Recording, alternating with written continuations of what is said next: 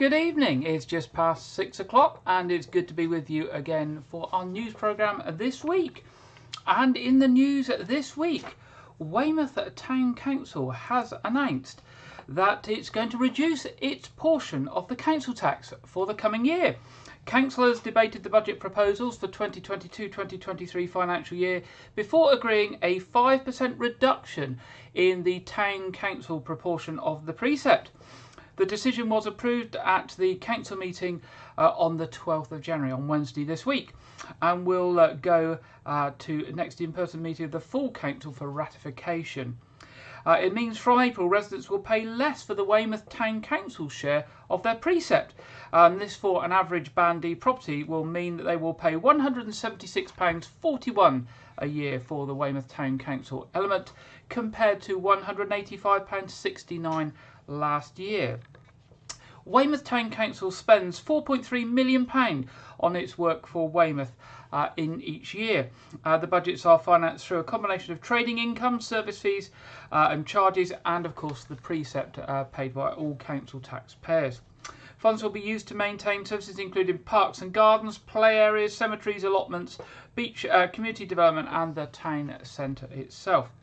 Councillor Colin Huckle, who's the Mayor of Weymouth, said, "While many councils are increasing residents' council tax bills, we recognise that people are already struggling with rising living costs. That's why it's important that we continue to provide frontline services and amenities efficiently without asking residents to bear any additional costs through Weymouth Town Council's share of the council tax." Moving to the next story, a Weymouth bar has had its licence revoked following an application by Dorset Police. You'll remember we covered this story last week when we said it was going to the licensing committee. The licence for Actors Bar and Club on Maiden Street was revoked following a decision made by Dorset Council's licensing subcommittee at its meeting on Wednesday this week. The premises licence had previously been suspended following an earlier hearing by the committee on Friday the 17th of December. The applicant has 21 days to appeal the decision. Dorset Police launched an investigation into the activities at the venue following allegations of criminality, including the supply of drugs on the premises, as well as excessive alcohol consumption and associated disorder. Linked to its investigations, officers from the Neighbourhood Exploitation Team and CID executed a warrant under the Misuse of Drugs Act at a local address on Friday the 17th of December, and a 37-year-old man from Weymouth was arrested on suspicion of being concerned in the supply of controlled drugs, Class A, and a quantity of suspected cannabis was also seized. He has been released under investigation as inquiries continue. Superintendent Dean O'Connor of the Dorset Police area said an investigation was launched into actors following concerns raised by members of the public. The investigation involves specialist support from the Drug and Alcohol Harm Reduction Team, working alongside the local neighbourhood policing team, response officers and detectives from CID, as well as working with the local authority. We want everyone to enjoy a safe night out in our communities, and we'll work with our partners at Dorset Council as well as licensees to ensure all venues operate within the law and in accordance with their licences. Where they're failing to do so, we will adopt a robust approach to be tough on alleged crime and take decisive action with our partners using powers available to us under the licensing framework. We will also carry out a detailed investigation into any alleged criminality. Reducing violence against women and girls and supporting the safety of women at night are key priorities for the local neighbourhood policing team in Weymouth, as we seek to collaborate with our partner agencies, charities and businesses to develop initiatives such as Safe Space. Police and Crime Commissioner David Siddick added, "Fighting violent crime and high harm is a priority within the Police and Crime Plan, and I know that the public expect Dorset Police to deal firmly with allegations of drug supply. Equally, I expect the force to use every tool in their toolbox to address such issues. Being a licensee has responsibilities. If you fail in those, then you can expect to lose your licence." Staying linked with the police, drivers on the school run were given a lesson in road safety this week as police responded to complaints about road safety in Littermore Road and Radipole Park Drive, and there were checks made on Friday morning this week.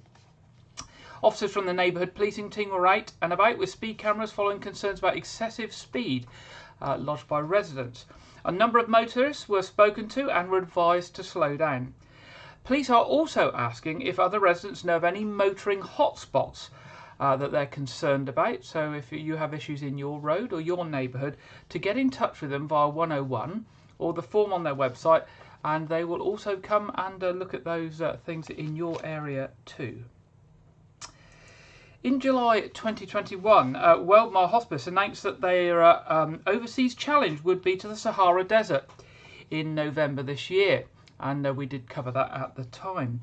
The response to this trek has been absolutely phenomenal, and Weymouth have now reached the maximum numbers.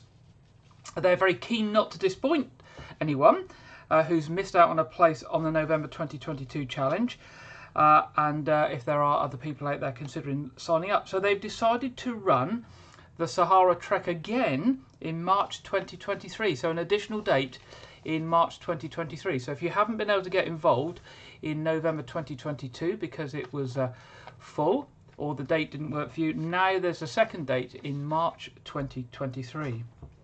Elaine Harmon from Weymouth's fundraising team has been blown away by the reaction to the Sahara Trek planned in 2022. She says, "I'm so pleased that we have 30 eager trekkers to take on the amazing challenge in November, but we didn't want to disappoint anyone. Still keen to take part. So by adding another date in March 2023, we're giving people another opportunity to take the challenge of a lifetime." She goes on to say, "We'll be trekking through beautiful scenery by day and sleeping under the stars at night. We'll even be baking bread in the hot sand and immersing ourselves in the local culture. There's plenty of support and team building before we go on the trek. Participants will join local Berbers and camels for the 4-day trek, and there will be a chance to explore the city of Marrakesh before heading home.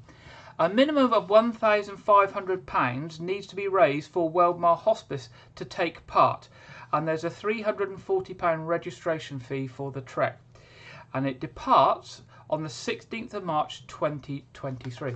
If you're interested in that, pop along to the Weymouth Hospice website and look for the information, and that is weld-hospice.org.uk. weld-hospice.org.uk. That's if you fancy trekking in the Sahara.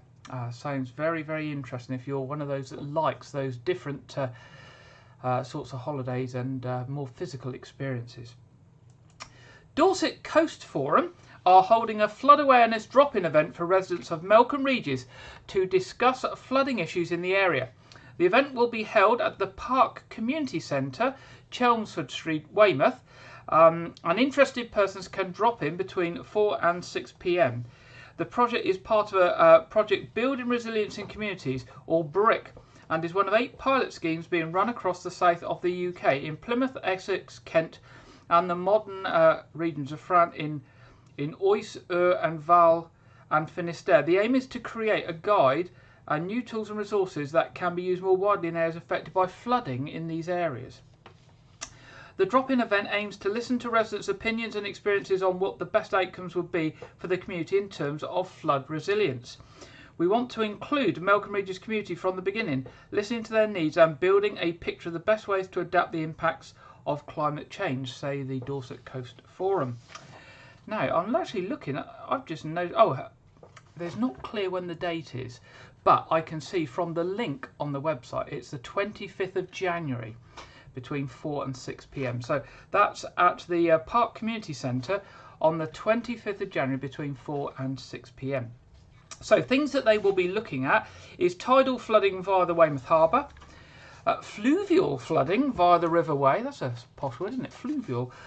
Surface water flooding due to rainfall, exacerbated by tide locking, and wave overtopping on the seafront. I think that's big waves on the seafront. Weymouth has many existing and long-established support networks as well as strong sense of community. The aim is therefore to work alongside what is already there and to respond to what the community wants and needs through engagement, creating awareness, training and providing educational and informative tools and guidance. So if flooding is something that concerns you and you're in the Melcombe Regis area, do have a search for the Dorset Coast Forum and look for their flood awareness drop-in, 25th of January, 4 to 6 in the Park District. A busy convenience store in Weymouth is up for sale, alongside with a takeaway and residential flats, and negotiations are currently underway. A prospective buyer has now been found for the White Regis Tesco's Express and adjoining Subway sandwich restaurant at 67 Portland Road. This went on the market last year for £2.5 million. The sale also includes 4 residential apartments above the Tesco's building, which are let privately. It's been sold by estate agent Savills, and it says it's far superior quality compared to local competition due to its prominent location. The convenience store and takeaway unit is situated on the only route through to Portland, ideally positioned to service the surrounding population of White Regis, as well as Portland and tourists in the area. That's what Savills have said, and if you know the Tesco's Express, you'll know it's very, very busy. It is indeed on that main route. So they have a sale underway. The good news is, of course, that it's being sold with Tesco's still operation. It's just selling the building. Tesco's have a 20-year lease that runs to 2038. So it's an investment opportunity. It's not for a change of use of the building. So that will be good news for those people in White Regis that rely on that Tesco's Express. Weymouth Town Council are asking local charities who would like to see some recognition by having the Jubilee clock lit up for them to get in touch. Local people will know that the Jubilee clock gets lit up in different colours, and you can see there it is in purple on the screen now. The council will be once again lighting up Weymouth's iconic Jubilee clock this year to raise awareness for good causes. The initiative will light up the clock face with colours that represent different charities. One charity will be represented per month, with the clock being lit up for 3 days during the month. In 2021, the clock face was illuminated on a number of occasions in support of charities which were nominated by the public, including Weymouth Repair Cafe, the RNLI, Weymouth Sea Cadets and Marie Curie. Councillor Colin Huckle, Mayor of Weymouth, said, "We're delighted to once again be raising awareness for charities and good causes using this well-known landmark. The Jubilee clock is one of Weymouth's most recognisable sites and a proud symbol of Weymouth's heritage. Weymouth Town Council look forward to receiving a diverse range of nominations from the public." Residents can nominate any local charities they would like to see represented in 2022 by completing the Survey Monkey form by midday Friday the 28th of January. Nominations will then be taken to a panel of councillors for consideration. So have a look on the Weymouth Town Council website, and if you're involved with the charity, do nominate them to have the Jubilee clock lit up for them this year, sometime in 2022. Moving on. God, there's lots in the news today, isn't there? Space obsessives will be able to travel 250 million miles in moments as a stunningly accurate recreation of planet Mars comes to Dorchester. Dorchester will be one of the first venues in the country to display Luke Jerram's 7-metre diameter artwork of the Red Planet when it opens to the public on Tuesday, March the 8th. And there's a picture of it. I think that must be in the Natural History Museum, looking at what's in the background there on the screen. The week-long event is a collaboration with Dorchester Arts and will see the installation of a fusion of Mars imagery, light and surround sound composition created by BAFTA and Ivor Novello award-winning composer Dan Jones. Dorchester Arts Director Mark Tussell said, "Mars gives the residents of Dorchester an amazing opportunity to view our nearest planetary neighbour up close and in perfect detail. In addition, a programme of events will allow schools and the local community to draw, dance, play and listen to music in the warm glow of the Red Planet." Luke Jerram last brought his artwork to Dorchester in July 2019, when more than 9,000 visitors marvelled at the Museum of the Moon and took part in a spectacular weekend of celebrations led by Dorchester Arts and Dorchester Town Council to mark 50 years since the first man walked on the moon. Mars is a new touring artwork by UK artist Mr. Jerram. It measures 7 metres in diameter. The artwork features detailed NASA imagery of the Martian surface. At an approximate scale of 1 to 1 million, each centimetre of the internally lit spherical sculpture represents 10 kilometres of the surface of Mars. The artwork allows visitors to view Mars from the air as though they are on a satellite, mapping and studying the surface in perfect detail. Every valley, crater, volcano and mountain is laid bare for us to inspect. The artwork transports people excuse me, to this desert wasteland to imagine what it's like to step foot on the incredible but barren planet. Over its lifetime, Mars will be presented in a number of different ways, both indoors and outdoors, so altering the experience and interpretation of the artwork at each venue. Wow, that looks something well worth paying a visit to from the 8th of March, I think. So certainly from the beginning of March there.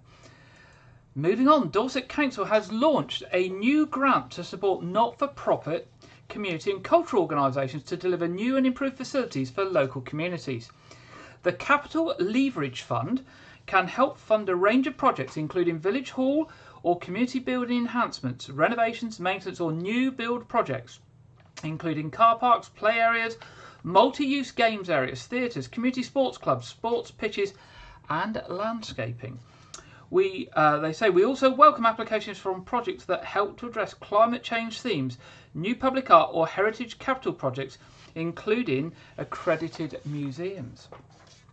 Councillor Laura Miller, Dorset Council portfolio holder for customer and community services, said, "We hope to see many applications for these grants.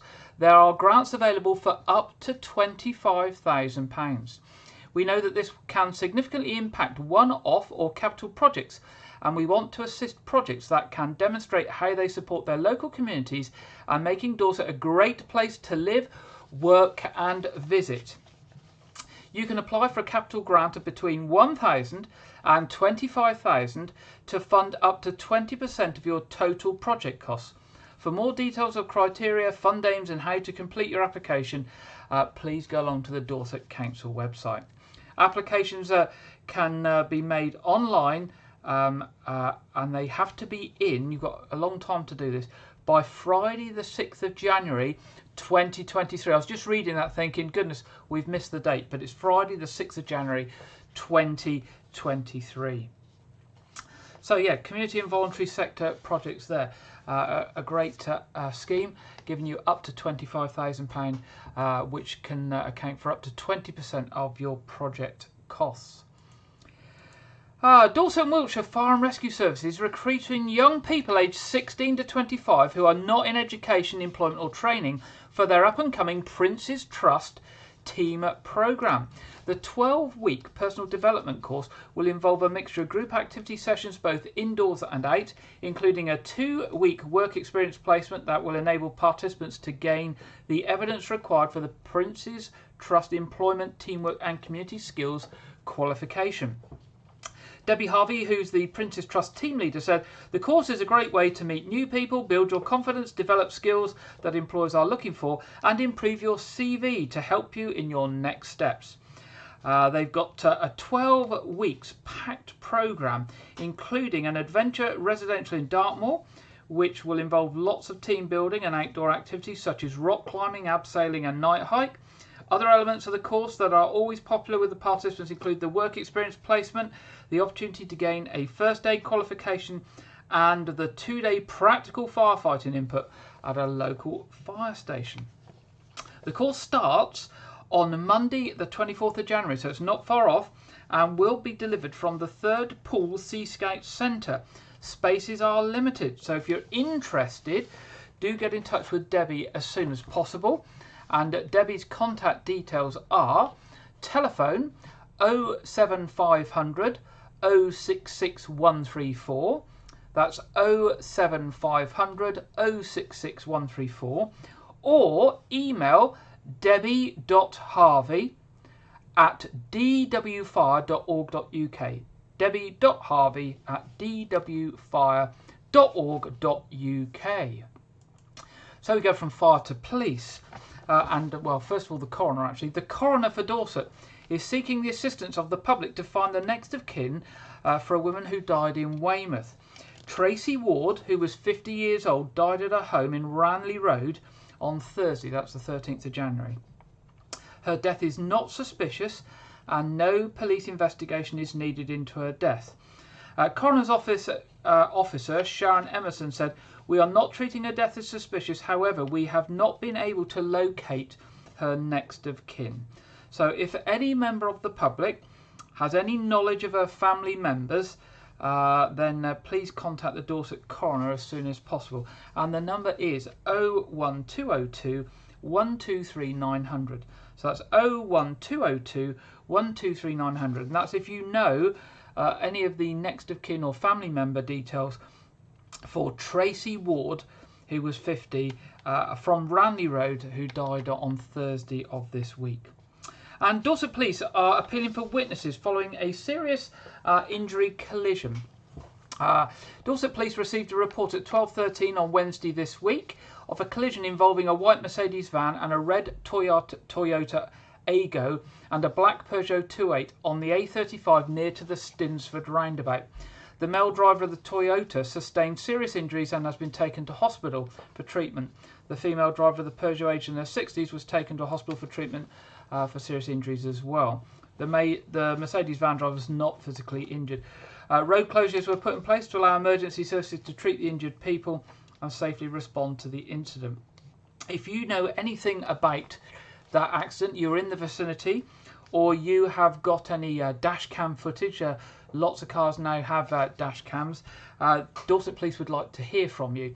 And that's the usual contact point. It's telephone 101, or if you want to give information anonymously, you can contact Crime Stoppers on 0800 555 111. So directly to Dorset Police on 101, or via Crime Stoppers on 0800 555 111. And now that's the end of our headlines tonight. Goodness, what a lot we had to pack in tonight. Now, our first story this week is from our usual contributor, Janet Hall. And this week, Janet is remembering a well-known composer who goes back some time, as we'll hear from Janet. And it's a name that will be familiar to many, Ralph Vaughan Williams. So here we hear from Janet. 100 years ago, on the 16th of January 1922, Ralph Vaughan Williams's A Pastoral Symphony was performed for the first time in London. It received some criticism at first, but was later regarded as stunningly beautiful, combining the grace of the wildly popular The Lark Ascending with the deep sadness of war. Later designated Symphony No. 3, it was said to be inspired by the composer hearing a bugler practicing, and is frequently thought of as a memorial for the fallen of the First World War, many of whom Vaughan Williams knew. He later said he saw music as an antidote to a war-torn world. He had been born on the 12th of October 1872 in the Cotswold village of Down Ampney, where his father was vicar. Following his father's death in 1875, he was brought up at Leith Hill Place in Surrey and educated at Charterhouse School, the Royal College of Music, and Trinity College, Cambridge. He was a pupil of Charles Stanford and Hubert Parry, later studying with Max Bruch in Berlin and Maurice Ravel in Paris. At the turn of the century, he was among the very first to travel into the countryside to collect folk songs and carols from singers, notating them for future generations to enjoy. Although he had uncertainty in question of faith, his second wife, Ursula, said he drifted into cheerful agnosticism. Vaughan Williams frequently attended church, where he found musical inspiration. His first job after graduation was as a church organist. As musical director of the English hymnal, he composed several hymn tunes that remain popular, including For All the Saints and Come Down, O Love Divine. A long and deep friendship with Gustav Holst was a constructive relationship, which was crucial to the development of both composers. Vaughan Williams took 3 years off his age in order to volunteer for the army, during the 1914-18 war, and after a long period of training and waiting, he was sent to France in 1916, serving as a wagon orderly in the Royal Army Medical Corps. Later, he was given a commission in the Royal Garrison Artillery and found himself in charge of both guns and horses. The carnage and the loss of his friends, such as the composer George Butterworth, deeply affected him and influenced his music after the war. Vaughan Williams was married twice, in 1897 to Adeline Fisher and in 1953 to poet Ursula Wood. A knighthood was offered and refused, but the Order of Merit was conferred upon him in 1935. He died on the 26th of August 1958. His ashes are interred in Westminster Abbey near Purcell. In a long and productive life, music flowed from his creative pen in profusion. Hardly a musical genre was untouched or failed to be enriched by his work. So next time we're singing Come Down, O Love Divine, think about Vaughan Williams.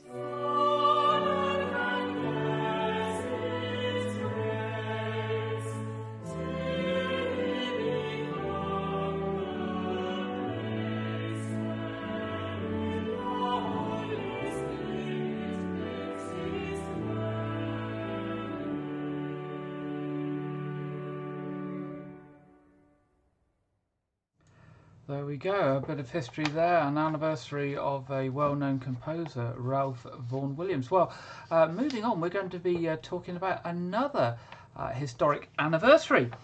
From its beginnings with coastal lookouts to today's high-tech national network of coordination centres, from small localised beginnings to international players, one thing that has stayed the same for 2 centuries, yes, 200 years, is Her Majesty's Coast Guard. Seeking to search, to rescue and to save people's lives. 200 years of saving lives along the UK coast and at sea, as well as coordinating rescues for those in distress in international waters, is being marked this year as HM Coast Guard celebrates its milestone anniversary. And it was today, 200 years ago, on the 15th of January 1822, that HM Coast Guard was formally brought into existence and has been working to keep people safe on the coast and at sea ever since. Today, in honour of that actual birthday, Coast Guards across all 4 home nations are casting throw lines as a symbol of the service's dedication, past and present. Now, at I think it was 9 or 10 o'clock this morning, a special video was released celebrating those 200 years. Unfortunately, it's a bit too long to play for you today.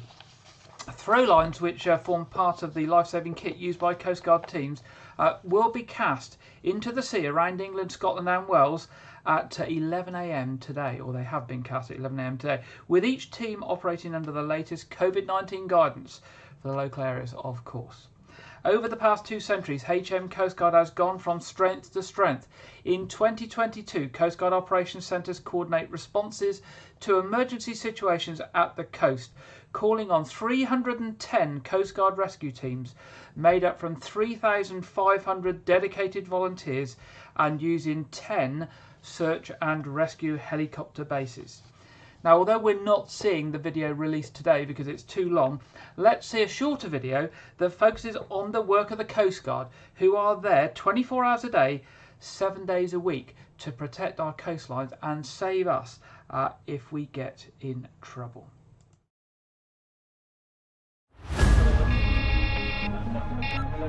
Coast Guard Rescue.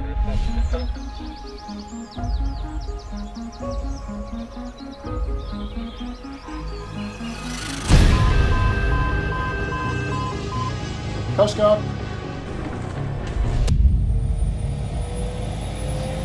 ATC clearance received. ETA 10 minutes.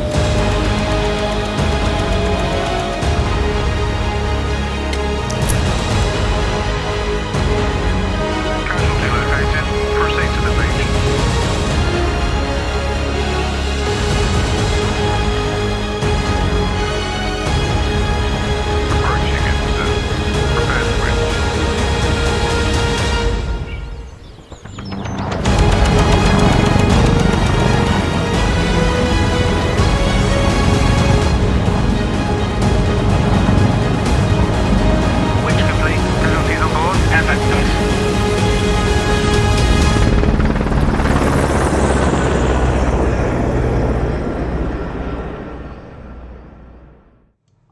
go. Great bit of short video that really focuses the mind on what the Coast Guard do for us and have been doing for now 200 years today.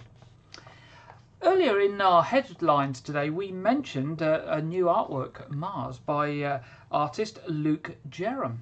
Well, Luke has had previous artworks on the Moon and the Earth, and the one on Earth is called Gaia, and it's a touring artwork by Luke Jerram, measuring again 7 meters in diameter and created by detailed NASA imagery of the Earth's surface. The artwork provides the opportunity to see our planet floating in 3 dimensions. The installation aims to create a sense of the overview effect, which was first described by author Frank White in 1987.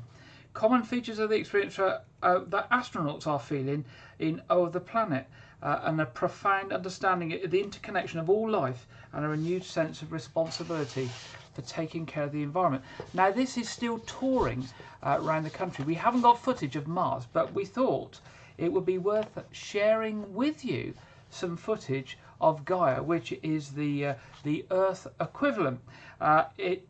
When presented indoors, it slowly revolves, and there's a specially made surround sound composition by BAFTA award-winning composer Dan Jones, which is played alongside the sculpture.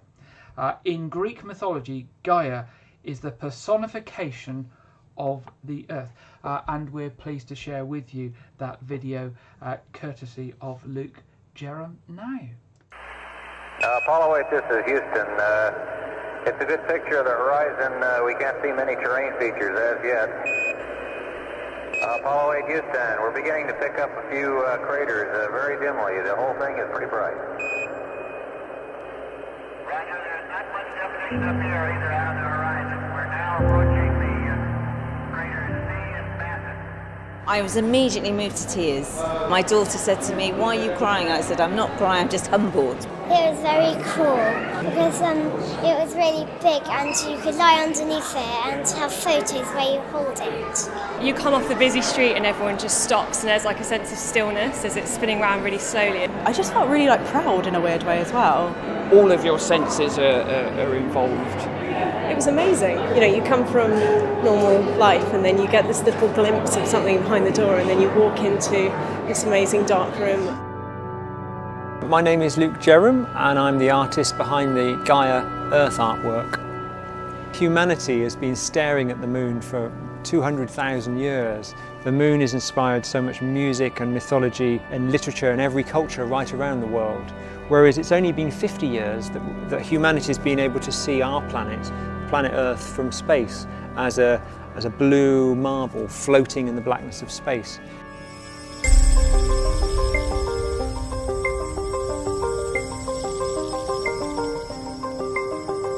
I was so mesmerised by it. It's quite awe-inspiring, really. That mixture of fragility and strength that is there. We were thinking about how small we were. And it feels like I'm on the moon and I'm looking at the Earth. It makes us wonder perhaps what we're doing to our world, what it'll be like for our children's children.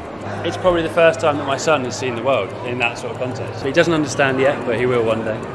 It makes you feel very small. I think we need to save the world.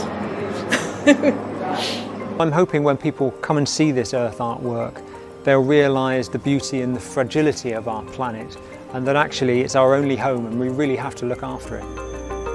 We don't have time to sit on our hands as our planet burns. For young people, climate change is bigger than election or re-election. It's life or death.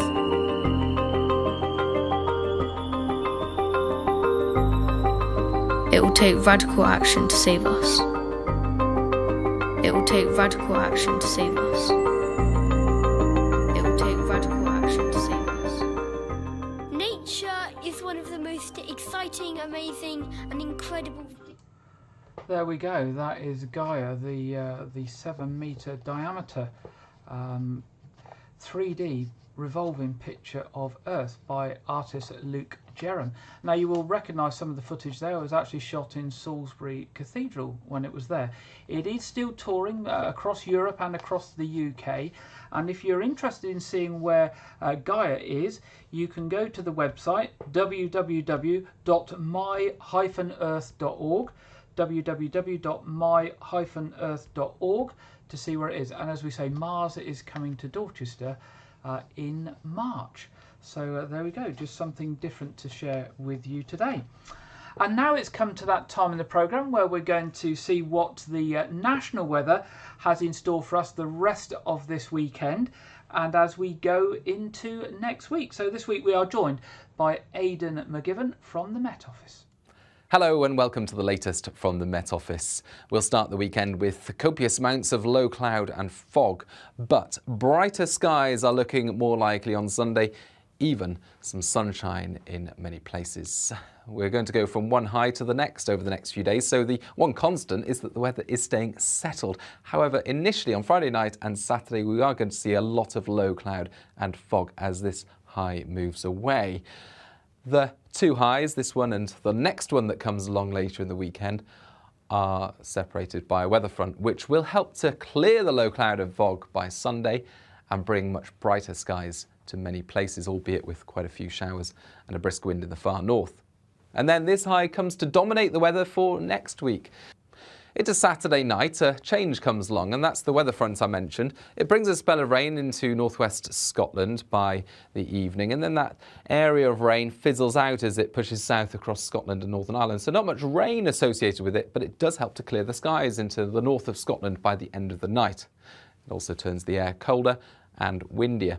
Further south, a bit more of a breeze, perhaps a bit more cloud, and so less frosty and foggy compared to previous nights, but you wouldn't discount it entirely.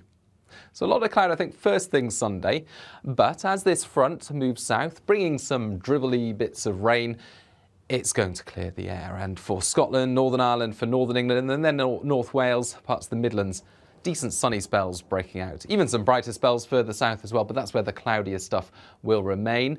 And for Northern Scotland, a windy day to come on Sunday with some showers, and cloudier again for northwest Scotland. But in between you can see plenty of blue skies, so a much brighter day for many of us on Sunday, and a touch milder as well, particularly given that we won't have those lingering fog patches. So a bit of a contrast through the weekend as we clear the low cloud and fog and replace it with blue skies and sunshine. But the overall settled theme remains, and that's how it looks well into next week. Follow us on social media, keep you updated. Bye-bye. Brilliant. Thank you very much there, Aidan, for that. And here we have our local weather widget, and we can see that we have sunshine throughout the week. Yes, it might be a bit cloudy spells, but we have sunshine. It's going to be reasonably mild. I think it'll be colder at night, so a bit more like winter should be. Blue skies, sunshine, a bit colder at night, and not too much of the wet stuff, which is really, really good news for the week ahead. So, moving on to traffic and travel. What have we got planned this week? Well, on the trains, nothing too much to worry about, nothing planned, although the railways are running on a reduced timetable at the moment. So the best advice is to check before travelling to make sure that that train that you were going to catch is actually running. There's a good website to use called Journey Check. So you can go to journeycheck.com/Great Western Railway or journeycheck.com/SWR if you're interested in South West Trains. And that all the latest updated information on arrivals and departures and cancellations are available on those websites for you. Looking at local roadworks, Southern Gas Network are working in Wardcliffe Road. In fact, Wardcliffe Road, I believe, is closed through to the 21st of January. Wessex Water are working in Newstead Road, Walpole Street and Monmouth Avenue. BT Openreach in Ranelagh Road and Crescent Street. Jurassic Fibre are still in Field Barn Drive, and Scottish and Southern also in Ranelagh Road. So just some of the roadworks that are happening across the area this coming week. Moving to our What's On session. Here we go. What's on? Well, at the Pavilion Theatre, 21st of January, Arrival, which is the hits of ABBA. 27th of January, Lionel, the music of Lionel Richie. 28th of January, the Pink Floyd Experience. 29th of January, From Gold to Rio, music of Spandau Ballet and Duran Duran. Box office number for tickets is 01305 783 225, or of course online at the weymouthpavilion.com website. Nothing happening at the Nose at the moment. They're in that period where they're doing maintenance and closed down, and as they get towards Easter, they will open again, and there'll be bits and pieces there for you. Now, we've mentioned a couple of times the Royal Manor Theatre on Portland, and they've got their Lawrence After Arabia film on the 24th of January at 7:30, so that's almost upon us now. Tickets are available through Eventbrite, which is the ticketing website, or go to the Royal Manor Theatre website or Facebook groups for more information, and their website is www.royalmanortheatre.co.uk. Now, the other thing to say is that the Queen's Jubilee is coming up this year, and I'm sure lots of people will be planning tea parties, concerts, or some other sorts of events. We would love to hear about them so that we can tell people about them in advance, and if we can, we'd love to pop along and speak to people about what you're planning and do an interview with you before the event, and maybe come along to the event and do some filming as well. So if you are planning an event, or you want to link up with other parts of the community and get the message out that you're trying to plan something and you want to work together, then drop us an email at news@whitecourageous.tv, and we'll be happy to mention it on a future programme. Now, we do have a film for you this week in our film review section. It's called Kimi, K-I-M-I, and it's an up-and-coming American thriller film directed by Steven Soderbergh and written and produced by David Coep. The film stars Zoe Kravitz and Rita Wilson, and it's scheduled to be released on digital download on HBO Max on February the 10th. And here's the background. During the COVID-19 pandemic in Seattle, an agoraphobic tech worker discovers evidence of a violent crime while reviewing a data stream, and is met with resistance and bureaucracy when she tries reporting it to her company. To get involved, she realises she must face her greatest fear by venturing out of her apartment and into the city streets, which are filled with protesters after the city council passes a law restricting the movements of the homeless population. As we said, Kimi is scheduled to be released exclusively on HBO Max on the 10th of February. And here's a preview of it here now for you. Kimi? I'm here. What time is it? It's 7:26 a.m. Kimi? I'm here. Call Dr. Burns.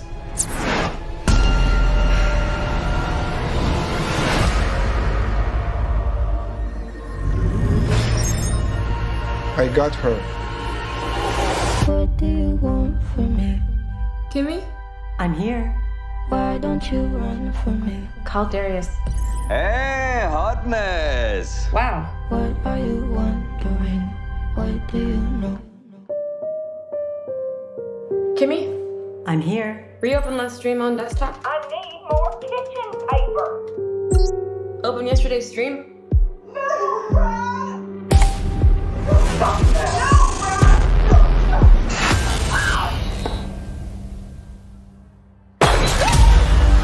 I'm a voice stream interpreter. I may have heard a crime on one of the streams. The devices pick up lots of things. Just mark this degraded audio and delete it. I am not capable, and you know it. I think a woman might need help. How do I find out who she is? You need a device number and the admin code. Will you make me one? This is last favor, hotness. Close your files, come to my office. We'll listen to the recordings together. Miss Childs, I have to know what we're dealing with. We're dealing with what sounds like a premeditated murder. How do I know that? Because I just told you. Twice now. Maybe you've just replaced your real stresses with this. Can we please call the FBI? I understand that you have taken some mental health leave in the past. Why is that in my file?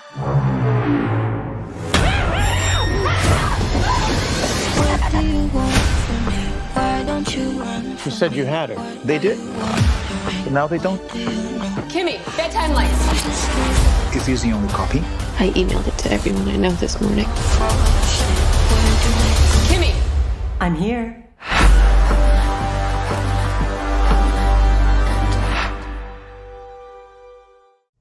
There we go, Kimmy, that comes out on the 10th of February on HBO Max. Well, we're coming to the end of another programme. It always seems to come around very quick and disappear very quick when you're actually doing the programme. But just to remind you, tomorrow, regular service at All Saints Church at 8 o'clock and 9:30, and the 9:30 service will be live streamed, and St Edmund's Church at 11 o'clock. And of course, tonight, in around half an hour's time, looking at the clock, the stream will be going live, and in just under 3/4 of an hour's time will be our quiz, which everybody is welcome to join. It's free, it's for fun, an alternative to TV that gets people together and doing something as a group, and that will be there. Stream going live at 7:15, programme going live at 7:30. And of course, if you've got any information for us, any stories, any news, any events, do keep in touch with us at news@whiteregis.tv. We're there all throughout the week, and we'd love to hear from you. And that's it, and I look forward to being with you again 6 o'clock next Saturday. Good night.